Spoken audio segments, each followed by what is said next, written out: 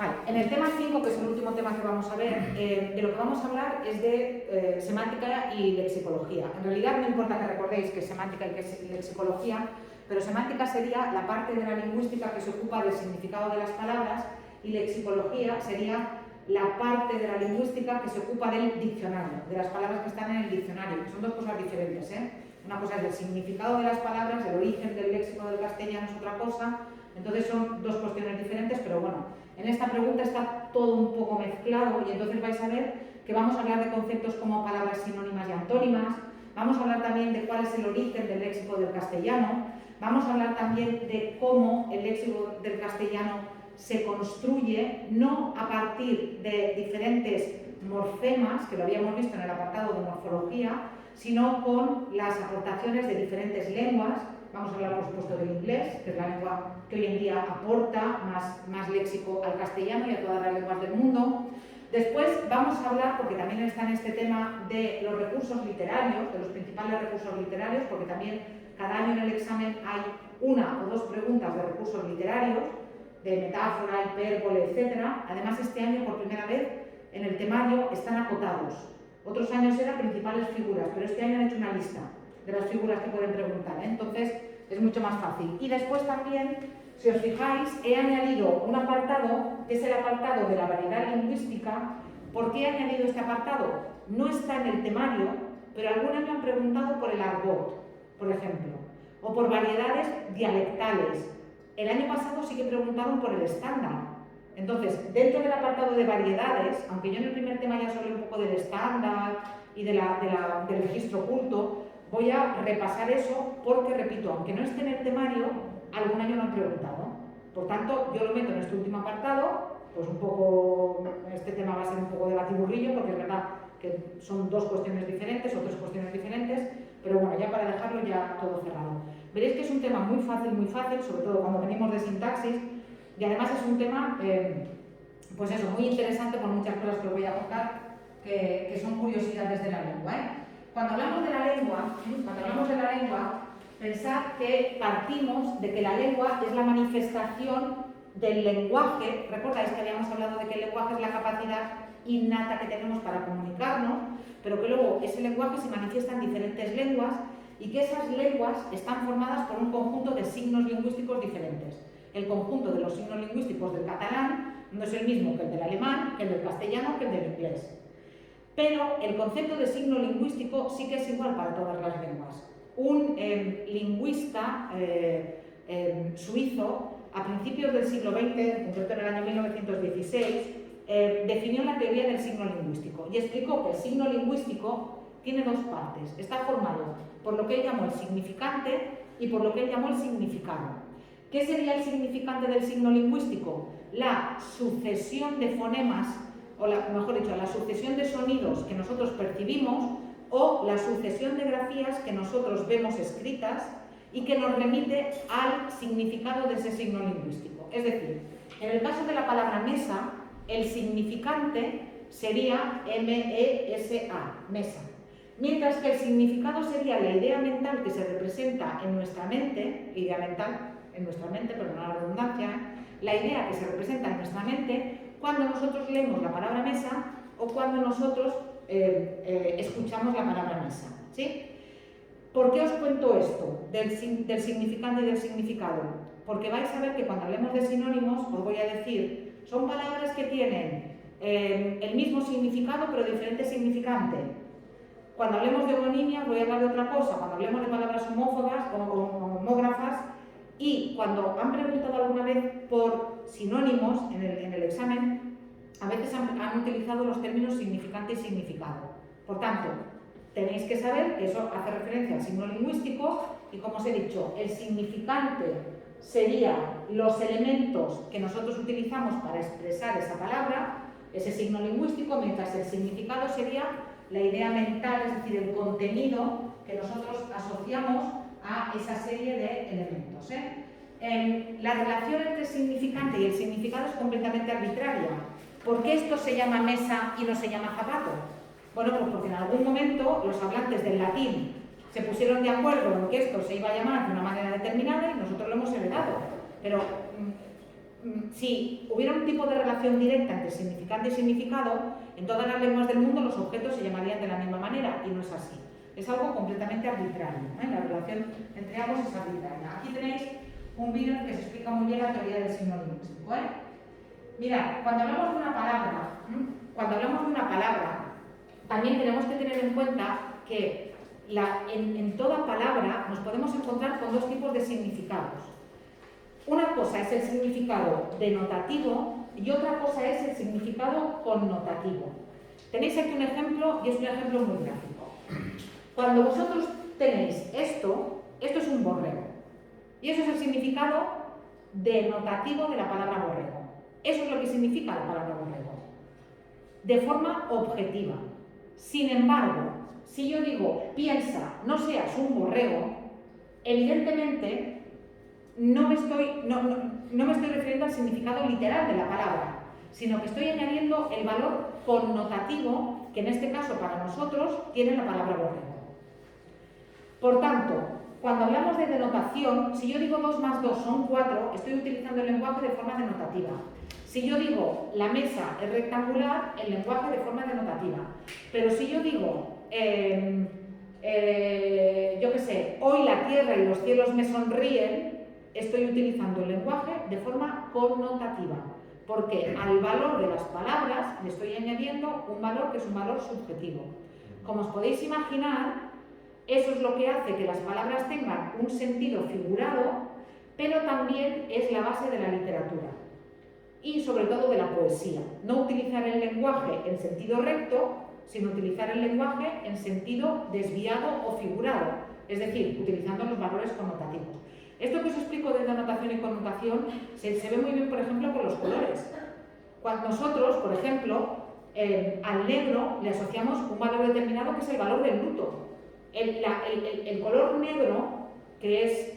El negro siempre me hago un lío. El negro es la ausencia de color y la suma de todos los colores. Siempre me hago un lío. Bueno, el negro, ese sería el valor denotativo, pero en nuestra sociedad el valor connotativo que nosotros le añadimos al negro es el del duelo.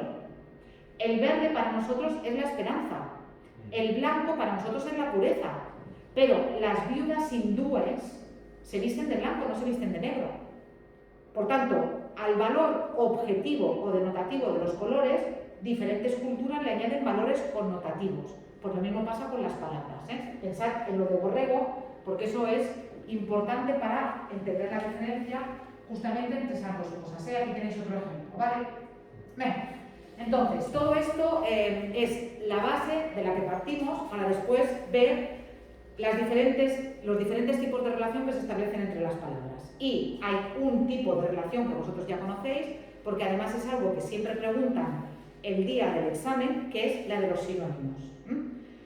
¿Qué es? Cuando decimos que dos palabras son sinónimas, nos estamos refiriendo a que son palabras que tienen significantes diferentes, pero significados similares. Si yo digo, por ejemplo, comenzar y empezar, tienen significantes diferentes. ¿Os acordáis el significante de mesa, MSA? ¿Por qué? Porque lo pronuncio de forma diferente. Son palabras distintas desde el punto de vista de la pronunciación y de la escritura. Sin embargo, el significado es el mismo. Empezar y comenzar indican algo que es muy similar. Por tanto, el significado es el mismo, el significante es diferente, esos son relaciones de sinonimia. Tenéis que tener cuidado, sin embargo, porque cuando hablamos de sinónimos, lo normal es que los sinónimos no sean sinónimos totales. ¿Qué son los sinónimos totales? Son palabras que en cualquier contexto son intercambiables. Por ejemplo, comenzar y empezar se pueden utilizar en los mismos contextos porque son sinónimos perfectos.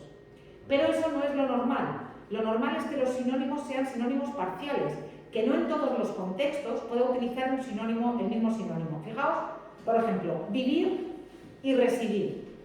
Vivir y residir. En principio son sinónimos. Yo vivo en Pollensa, yo resido en Pollensa. Sin embargo, no son sinónimos totales, porque yo no puedo decir mi abuelo vivió 96 años, mejor dicho, yo puedo decir mi abuelo vivió 96 años, pero no puedo decir mi abuelo residió 96 años. No lo puedo decir, por tanto, vivir y residir son sinónimos, pero no son sinónimos totales, sino que son sinónimos parciales. ¿Qué es lo que tenemos que ver? Tenemos que ver el contexto.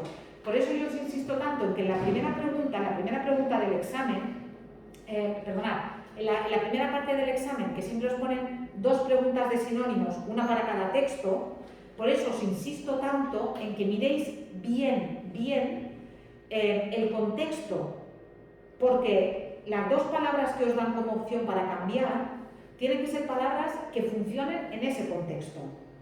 Porque si lo sacáis del contexto, imaginaos que tuvierais eso, un fragmento que fuera, él vivió, yo qué sé, no, mi abuelo vivió una vida feliz.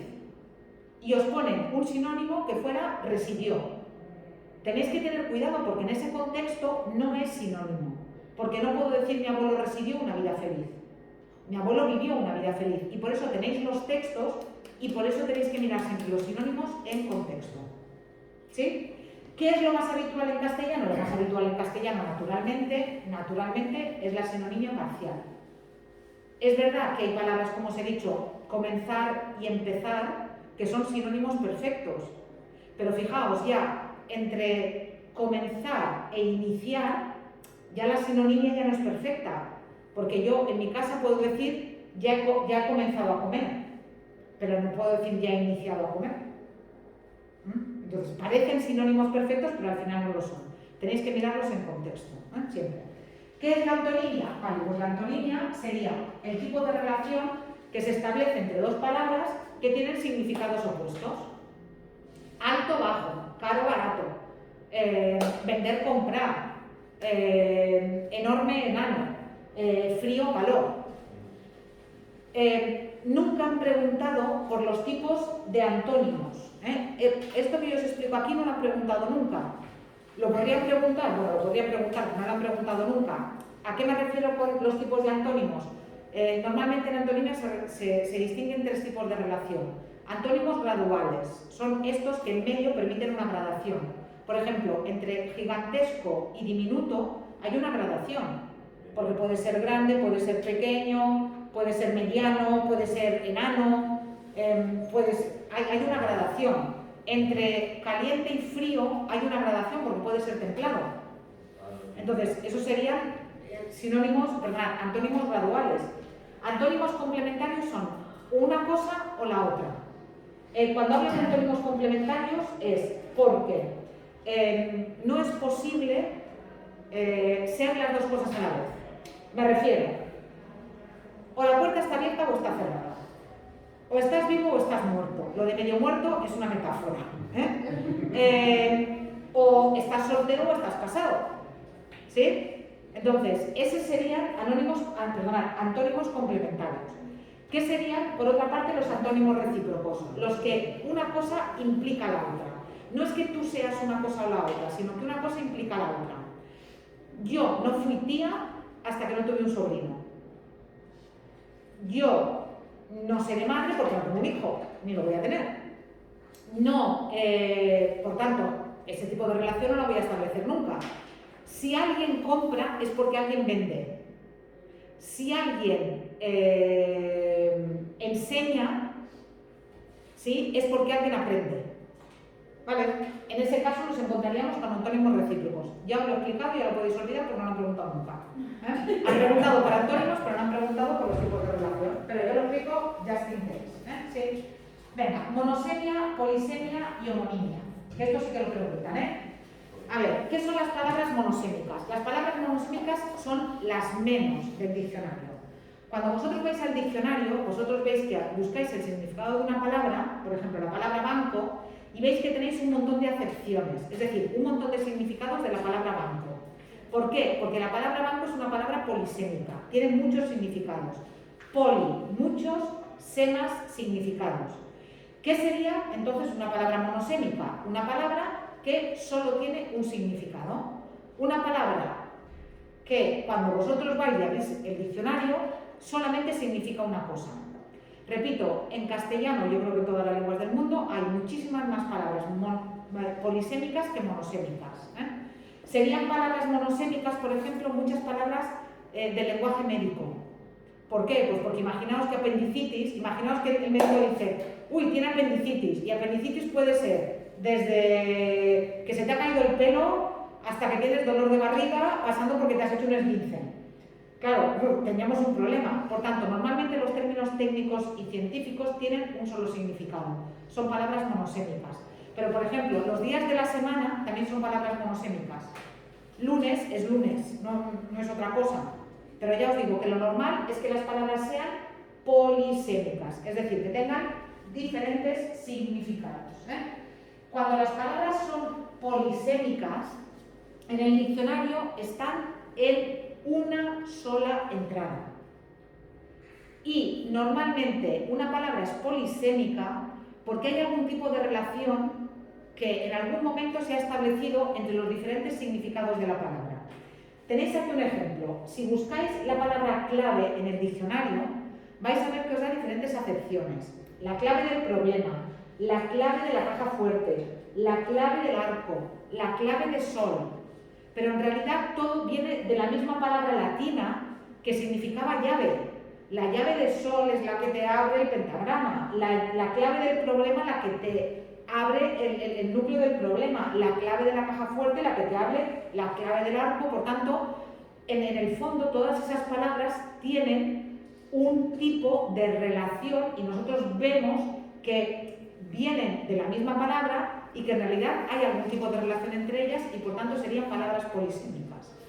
¿Qué serían palabras homónimas?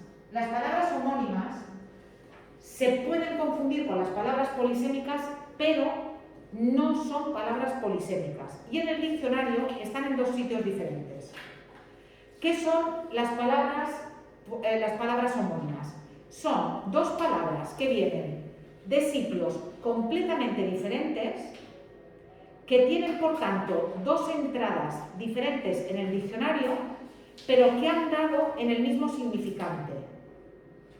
Pensad, por ejemplo, en la palabra vino, en castellano, ¿sí? La palabra vino es vino de beber, pero también es vino del pretérito perfecto simple del verbo venir. Son dos palabras completamente diferentes, vienen de dos lugares completamente distintos. Y de hecho vienen del latín, pero vino del verbo venir viene de venir y vino, la bebida, viene de vinum. Yo qué sé, pensad por ejemplo en la palabra pendiente. La palabra pendiente. Mirad. Me voy al diccionario de la RAE y busco la palabra pendiente. Diccionario de la lengua y pongo pendiente. ¿Vale? Consultad. Fijaos lo que tenéis aquí, en pendiente, ¿vale? Veis que pendiente, en el caso de pendiente, veis que todo está dentro de la misma entrada.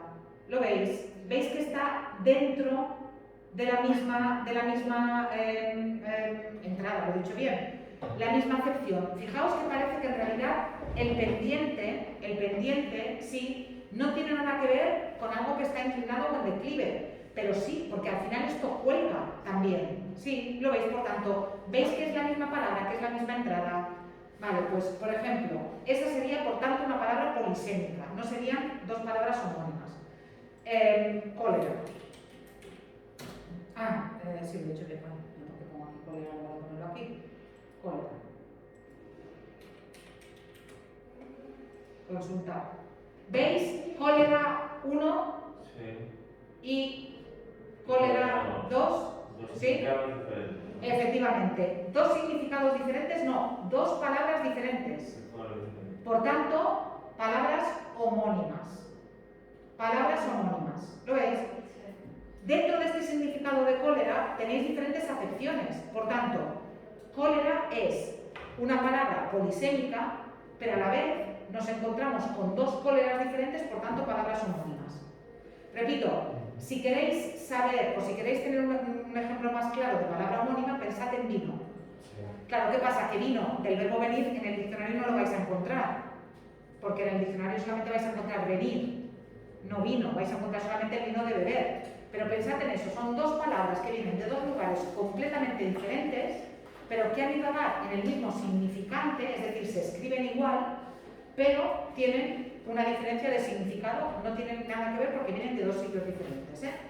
Vale, algo que preguntaron el año pasado. El año pasado preguntaron por palabras, si no me equivoco, por palabras homófonas. Por palabras homófonas. ¿Qué son? Palabras homógrafas y palabras homófonas. Las palabras, estamos hablando de las palabras, seguimos hablando de las palabras homónimas. Dentro de las palabras homónimas nos encontramos con palabras homónimas que a su vez son homógrafas. Es decir, significan dos cosas diferentes pero se escriben igual. Y luego nos encontramos con palabras homófonas, es decir, que suenan igual pero que se escriben diferente. Por ejemplo, haya y haya. Haya, la mujer que cuida a un niño, que se escribe sin H, y haya, del verbo haber, pero también el árbol. Haya y haya con H y haya sin H, serían palabras homónimas y homófonas. ¿Sí? Haya del verbo haber y haya árbol, que se escriben las dos con H, serían palabras homónimas y homógrafas, porque se escriben igual. Tubo y tubo. Tubo de escape del coche, yo qué sé, y tubo con V del verbo tener. Son palabras homónimas, pero son palabras homófonas. ¿Por qué? Porque se escriben diferente, pero suenan igual. ¿De acuerdo? Sí. Vale, pues si no me equivoco, el año pasado preguntaron por las homófonas, me parece. Lo tendría que mirar, pero el año pasado preguntaron por aquí. Entonces, eso sí que lo tenéis que mirar. Así como os he dicho, los tipos de antónimos ya está. Esto sí que os lo tenéis que mirar porque el año pasado preguntaron y vete tú a saber este año. Vale, y hiponimia e hiperonimia. Nombres muy raros para un concepto muy fácil, que también han preguntado alguna vez. Ahora hace un par de años mallorquines que no lo preguntan, pero algún año antes lo habían preguntado. ¿Qué son palabras hipónimas, hiperónimas y cohipónimas? Mirad este ejemplo que tenéis aquí. Las estaciones serían la palabra hiperónima. Sería como la etiqueta en la que después situamos hipónimos, que serían otoño, invierno, primavera y verano, que a su vez son cohipónimos. Ejemplo, hiperónimo, flor. Hipónimos de flor, amapola, margarita, clavel, rosa, que entre ellas son cohipónimos porque están en el mismo nivel. Repito, el nombre es muy complicado, pero el concepto es muy sencillo. La categoría, hiperónimo. Puntos cardinales. Los hipónimos, norte, sur, este y oeste. A veces los hipónimos son finitos, como en el caso de los puntos cardinales o de las estaciones del año o de los meses del año, pero a veces los hipónimos son prácticamente infinitos. Imaginaos flor, la cantidad de hipónimos que tendríamos. Entonces, ¿qué relación se establece entre flor y clavel? Flor es el hiperónimo, clavel es el hipónimo. ¿Pero qué relación se establecería entre clavel y rosa? Son cohipónimos porque están al mismo nivel. Vale, algún año han preguntado esto, algún año han preguntado por el hiperónimo, pero ya os digo, ahora hace tiempo que no, pero bueno, lo podemos volver a preguntar. El nombre es muy complicado, pero el concepto es sencillísimo, muy fácil. Va, más cosas. ¿Veis que no os engañaba cuando os dije que esto era fácil? Cuando os dije que algo era fácil. Vale. Aparte de todo esto, y lo que os voy a contar ahora, os lo cuento, pero no han preguntado nunca, y os lo cuento porque hay un apartado de la unidad que pone cambios de significado, pero yo creo que no lo preguntan nunca porque es difícil de preguntar, porque es una cuestión que es tan amplia, que a ver cómo lo preguntas. Pero bueno, esto seguro que lo entendéis muy fácilmente. Mirad, ejemplo, una arroba, antes de que se inventara el correo electrónico, una arroba era una medida de peso. Las almendras en la península, las algarrobas en la península, se pesaban en arrobas. Hoy en día, si tú le preguntas a alguien qué es una arroba, te va a decir que es el simbolito del correo electrónico. ¿Qué ha pasado con la palabra arroba? Que se ha producido un cambio de significado. La palabra originalmente significaba una cosa y hoy en día significa otra. Entonces hay cantidad de palabras que experimentan cambios de significado. Hay muchas palabras que desaparecen. Y los que habéis leído El Quijote, habéis visto, por ejemplo, que cuando Don Quijote habla imitando las novelas de caballerías, utiliza palabras que son arcaísmos, que son palabras que ya no existen en castellano, que ya han desaparecido. A veces la palabra desaparece ¿por qué? A veces desaparece porque la realidad que designaba esa palabra ya no existe. Una rodela, el escudo aquel que utilizaba Don Quijote, hoy en día no se utilizan rodelas, por tanto la palabra rodela ha desaparecido. Los coturnos, que eran los fuecos que utilizaban los actores griegos para las representaciones, ya no se utilizan los coturnos, por tanto la palabra ha desaparecido. La podéis encontrar en el diccionario, pero ya no se usa. A veces la palabra ha desaparecido porque ha sido sustituida por otra palabra que tiene el mismo significado. Luengo, en la época de Cervantes, en lugar de decir largo se decía luengo. Al final, ¿qué ha pasado? Que al final hemos terminado diciendo largo en lugar de luengo, y luengo ya no se utiliza. Por tanto, hay palabras que desaparecen porque mueren. Hay palabras que nacen, pero hay palabras que cambian su significado. Ya hablaremos luego de las que nacen, que son los neologismos. Las palabras que cambian su significado, fijaos, pueden cambiar el significado, por ejemplo, porque el significado se amplía o se restringe. Originalmente la palabra bárbaro era la palabra que utilizaban los romanos para referirse a los que estaban fuera del Imperio Romano. ¿Por qué? Porque cuando hablaban, a los romanos les parecía que hacían bo, bo, bo, bo, bo, bo, bo, bo, y al final se quedaron con bárbaros. Hoy en día, ¿qué significa bárbaro? Extranjero, pero no solamente extranjero, mejor dicho, en la época de los romanos era extranjero, pero hoy en día, ¿qué es? Es alguien que es salvaje, que es cruel o que es no refinado. La palabra sermón originalmente significaba conversación. ¿Y hoy en día a qué se refiere? Hoy en día se refiere a el sermón eclesiástico solamente. La palabra snob, que es una palabra de la que me parece que os he hablado en alguna ocasión, la palabra snob originalmente significaba el que no era noble. Era lo que se ponía en las listas de los colegios ingleses para distinguir el que estaba en esa escuela de élite y pertenecía a la nobleza y había que tener mucho cuidado con él y había que tratarle de una forma deferencial, mientras que el que tenía dinero pero que era nuevo rico y que no tenía nobleza. Vale, esa palabra que originalmente era sin nobleza, es decir, sine nobilitis, porque lo ponían en inglés, perdonad, en latín, sin nobleza, al final, ¿qué ha acabado significando? Un snob, ¿qué es? Alguien que se cree que lo sabe todo, que es como muy presumido, que entiende de vinos, de tal, no sé qué, de música, tal. Este es un snob, como alguien que tenía por encima del hombro. Pero se ha producido un cambio de significado en esa palabra también, ¿lo veis? Una palabra que tenía un significado muy restringido, al final ha ampliado su significado, por tanto, por ahí. Muchas veces también, igual que pasa con la palabra snob, el significado simplemente cambia por algún tipo de razón que desconocemos. Villano originalmente significaba el que vivía en una villa, es decir, el que vivía en un pueblo, y así aparece, por ejemplo, en El Quijote. Hoy en día, ¿qué significa el malo? El malo de la película es el villano, por tanto, cambio de significado. A veces lo que nos encontramos es un uso figurado del lenguaje, que muchas veces es un cambio metafórico. Por ejemplo, la palabra rabia originalmente era la enfermedad de los animales, y hoy en día ya nos sirve para un enojo muy grande. O, por ejemplo, pez espada, traje de luces, el ojo de la aguja, una cabeza de un alfiler, o quién es el cabeza de familia. Todo eso son significados metafóricos de la palabra cabeza, por ejemplo, que si vais también al diccionario vais a encontrar un montón de acepciones. A veces lo que nos encontramos es un uso metonímico o la sinécdoque o la sinestesia de la palabra, pero esto me lo voy a guardar cuando vayamos a los recursos estilísticos, porque os lo voy a explicar dentro de los recursos estilísticos. Pero básicamente es poner una palabra en lugar de otra. Si yo en lugar de decir que me he fumado un cigarro puro, digo que me he fumado un puro o un habano, mejor dicho, sí, muy bien. Con un habano estaría por aquí, estaría por la metonimia. En el puro estaría por la economía lingüística. En lugar de decir un cigarro puro, diría solamente un puro. ¿Cuáles son las causas de los cambios de significado de las palabras? Bueno, pues a veces son causas sociales, lo que os he dicho, de un área restringida a un área más particular, lo del snob.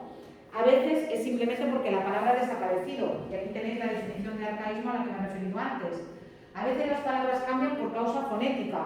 Muchas veces preferimos la palabra que es más fácil de pronunciar y desaparece. Tenemos en castellano balbucear y balbucir. Al final nos decidimos por balbucir porque parece que es más fácil que balbucear. Es más fácil decir balbuceo que balbuzco, no sé. Al final vamos por allí. Por tanto, hay ese tipo de causas. Pero muchas veces, y esto sí que es muy interesante, aunque no lo pregunten nunca, es muy interesante, muchas veces evitamos decir una palabra concreta porque la percibimos como un tabú. Las palabras tabú, fijaos, la palabra tabú viene de una lengua de la Polinesia y significa prohibido o sagrado. Mejor dicho, prohibido no, significa sagrado, originalmente. Entonces, las palabras tabú en esa cultura solamente las podían pronunciar las personas que tenían que ver con la religión. ¿Qué ocurre? Que nosotros hoy en día percibimos que hay muchas palabras que son palabras tabú y por eso utilizamos los eufemismos. Y, por ejemplo, en lugar de decir, yo qué sé, en lugar de decir cavar, ¿sí? Decimos hacer de vientre, hacer aguas mayores, hacer popó, que eso ya es como para morirse. Sí. En lugar de decir orinar o peor, mear, hacer pipí, hacer aguas menores. ¿Por qué? Porque todas las palabras... en lugar de decir fornicar, fijaos, hacer el amor, mantener relaciones sexuales, hacerlo, como yo que sé, lo han hecho, ya lo has hecho, lo han hecho, como hacer qué, sí. Pero si os fijáis, este tipo de expresiones que tienen que ver con el sexo y que tienen que ver con necesidades fisiológicas, en fin, como defecar y orinar, muchísimas veces sustituimos esa palabra que nosotros pensamos que es una palabra fea por un eufemismo, y muchas veces los eufemismos son todavía más feos. O sea, ¿por qué decir pompis en lugar de culo?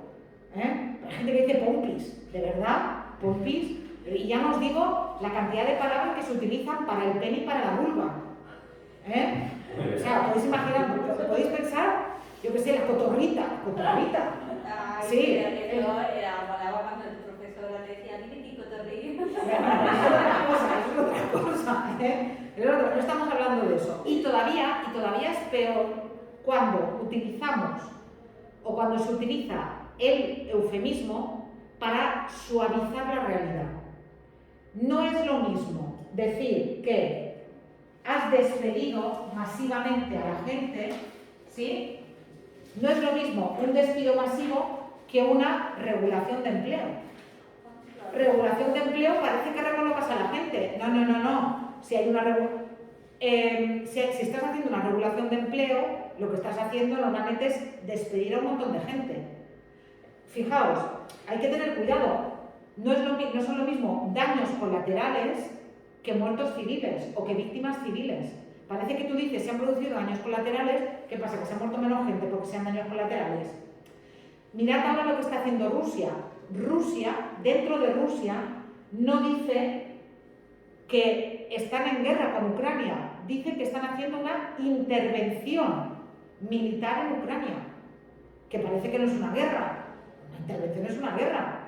Pero fijaos como muchas veces hay que tener cuidado porque ya no es que utilicemos el eufemismo para sustituir al tabú porque pensamos que esa palabra es fea, sino que muchas veces, sobre todo los políticos, los medios de comunicación, suavizan la realidad utilizando eufemismos en lugar de tabúes. Y hay que nombrar la realidad. Evidentemente, es cierto, a ver, yo cuando era joven, a las personas que tenían una discapacidad se las llamaba subnormales. Luego pasaron a ser anormales. Luego pasaron a ser, ¿cómo era? Discapacitados. No, perdonad, minusválidos. Ahora son, después pasaron a ser discapacitados y ahora son personas que tienen alguna discapacidad. Pero es que hay gente que propone personas que tienen una capacidad especial. Hombre, a ver, entre una cosa y otra a lo mejor hay un término medio, pero evidentemente a una persona que tiene una discapacidad no la puede llamar subnormal. Por tanto, sí que es verdad que hay que tener cuidado, pero claro, yo por ejemplo, a los ciegos, que no se les pueda llamar ciegos y que haya que llamarles invidentes, pues no sé, o sea, ser ciego es una desgracia, pero no estás insultando a nadie diciéndole ciego. A mí me parece que la palabra invidente suena peor. Suena peor, sí, no lo sé, pero sí que es verdad, pero sí que es verdad que... Invidente, no sé, suena como... Pero no sé. Y terrorista activista. Sí, tú perdona, o sea, un terrorista de ETA no decía que era un terrorista, decía que era un activista. Claro, eso es otra cosa, pero luego depende de cómo utilicen la palabra. Claro. Los terroristas de ETA nunca se llamaban a sí mismos terroristas. Nunca se llamaban a sí mismos terroristas. Entonces, te repito, hay que tener cuidado porque cuando dicen, por ejemplo, yo qué sé, flexibilización en el empleo, dices, ay, ¿qué me va a pasar? Que me van a echar. O que voy a trabajar menos horas y voy a cobrar menos.